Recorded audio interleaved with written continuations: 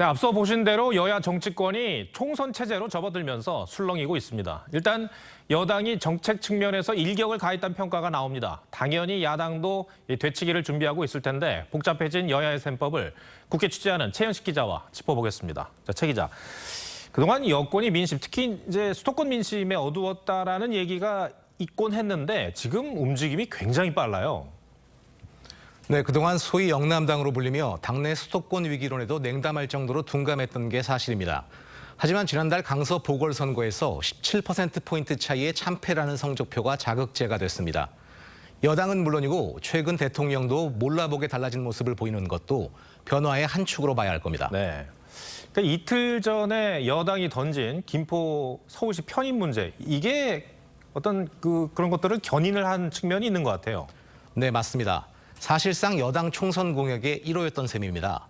표면적으로는 김포를 먼저 꺼내들었지만 큰 틀에선 수도권 전체에 미칠 파급력도 감안한 걸로 보입니다. 서울의 인접해 편입 가능성이 거론되는 도시들을 보면 김포까지 총 9개입니다. 인구로는 430만 명이 넘습니다. 21대 총선 기준으로 지역구가 19개인데 민주당이 18석, 정의당 1석으로 여당은 1석도 없습니다. 경기도 전체 59석 중 7석 확보에 그쳤던 여당으로선 내년 총선 결과가 수도권 성적에 좌우된다고 해도 과언이 아닙니다. 자, 이제 그런데 여당 쇄신의 또 다른 축이 혁신위의 활동 아니겠습니까? 근데 요 며칠 사이에 좀 조용한 것 같습니다. 네, 여당의 김포 편입 이슈가 워낙 휘발성이 커지면서 상대적으로 묻힌 측면이 있는데 1호 혁신안이었던 당내 대사면 안건이 내일 최고위에 보고됩니다. 다만 당사자인 홍준표 대구시장과 이준석 전 대표가 공개 반발하면서 지도부의 논의 과정에서 두 사람이 빠질 가능성도 거론되고 있습니다. 인요한 위원장이 어제 유승민 전 의원을 만났다고요? 네, 유 전 의원은 이준석 전 대표와 함께 신당설이 거론돼 주목받았는데 인혁신위원장은 굉장히 긍정적인 신호를 받았다고 평가했습니다. 어제 두 사람의 만남 이후 혁신위에선 이준석 전 대표와 유승민 전 의원의 향후 행보를 분리해서 보는 시각도 나오고 있습니다. 자, 민주당 얘기도 해보겠습니다. 어떻게 보면 국민의힘의 선수를 뺏긴 그런 측면도 있어 보이는데 그래서 그런지 오늘 총선기획단 발족한 것도 어떤 본인들도 이제 일신을 해보자라는 그런 의미로 볼 수 있겠죠. 네, 맞습니다.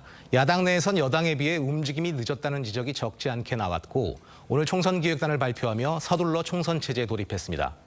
하지만 친명계 위주로 구성돼 논란을 불렀는데 그만큼 현재로선 이재명 지도 체제가 공고한 걸로 판단한 것으로 보입니다. 이 여당의 김포 이슈 선공에 대한 민주당의 대응 카드는 뭘까요? 민주당은 현재로선 김포 편입 이슈 방어에 주력하는 모습입니다. 여당을 향해 검토나 의견 수렴도 없이 제안한 포퓰리즘 정책이라고 비판하는 한편 오늘은 전국 단위로 행정체계를 개편하자고 역제안했습니다. 민주당도 부산, 울산, 경남 지역의 메가시티 조성 계획을 발표한 바 있는데 호남권까지 합쳐 지역 균형 발전을 해야 한다는 겁니다. 여당이 수도권에 집중하는 여론을 분산시킬 필요가 있다는 건데 이와 별개로 수도권 정책도 조만간 내놓을 가능성이 있습니다. 네, 알겠습니다. 최현식 기자, 잘 들었습니다.